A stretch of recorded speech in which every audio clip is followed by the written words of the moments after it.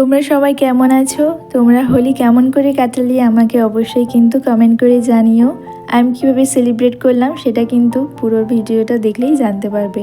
তো হোলির আগের দিন ছিল হোলিকা দহন, যেটাকে আমরা কিন্তু চাঁচুরি বলি। আচ্ছা, তোমরা কে কী নামে ডাকো অবশ্যই কিন্তু আমাকে কমেন্ট করে জানিও।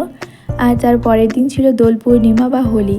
তো সেদিন কিন্তু সকালবেলা চটপট করে ঘুম থেকে উঠে স্নান করে রেডি হয়ে গেছিলাম রাধা মাধবের পুজোর জন্য। তো পুজোর আগে একটু ছোট করে ডেকোরেশন করেছিলাম। একটা গোল্ডেন কালারের ওড়না ছিল, যেটা পুজোর জন্যই কাজে লাগে আমাদের। ওটা ছোট্ট একটা টেবিলের ওপর বিছিয়ে দিয়ে ওর ওপরে ঠাকুরের আসন বিছিয়েছিলাম, আর সাইডে ছোট ছোট আলো দিয়ে একটু ডেকোরেশন করে নিয়েছিলাম। তারপর দেখো পুজোও শুরু করে দিলাম।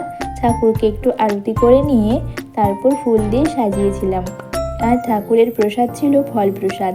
তারপর দেখো রাধা মাধবকে আবির দিয়ে প্রণাম করে নিয়েছি। প্রণামের পর একটু রঙও মাখিয়ে দিলাম। তারপর দেখো পুজো শেষ হওয়ার পর আমরা কিন্তু নিজেরাই রং মাখতে যাবো এবার। কিন্তু তার আগে তোমাদের মিষ্টি মিষ্টি নামগুলো বলে দিই। যারা কমেন্ট করেছিলে তাদের নামগুলো হলো বর্ষা, জস্মিনা, সায়ন্তিকা, ইরা, মেহেক, রহিমা, ঈশা, ঈশানা, সুদীপা, ইসরাত, তসলিমা, রিমঝিম, দিয়া, কবিতা, সুমনা, মরিয়ম, সাদিক। তোমাদেরকে অনেক অনেক ভালোবাসা আমার ভিডিওটা দেখার জন্য আর কমেন্ট করার জন্য। তারপর তো তোমরা দেখেই নিলে কীরকম রং খেলে একদম ভূত হয়ে গেলাম। তো যাই হোক, তারপর আবার স্নান করে চলে এলাম পুজোর ঘরে। তো এবার ঠাকুরকে দুপুরের খাবার তো দিতেই হবে। তো মা দেখো রান্না করেছিল 5 রকমের ভাজা, সঙ্গে ছিল ভাত, আর ছিল শুক্তোর তরকারি, ডাল, চাটনি। আর ঠাকুরের শেষ পাতে ছিল পাঁপড়, মিষ্টি আর দই। আচ্ছা, তোমাদের কেমন লাগলো অবশ্যই জানিও। আর বিকেলবেলা সেভাবে কিছু করতে পারিনি, তো যার জন্য একটু চকলেট দিয়েছিলাম।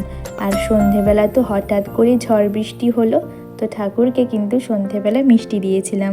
তো এভাবেই কিন্তু সারা দিনটা খুব ভালোভাবে কাটালাম। আচ্ছা, তোমরা কেমন কাটালে আমাকে কিন্তু তোমাদের গল্প শেয়ার করতে পারো ইনস্টাগ্রাম বা ফেসবুকে গিয়ে। তো তোমরা সবাই খুব ভালো থেকো। তাহলে পরের ভিডিও খুব তাড়াতাড়ি আসবে, ততক্ষণ তোমরা কিছু ফটো ক্লিপ দেখে নাও। আজকের মতো তাহলে টাটা।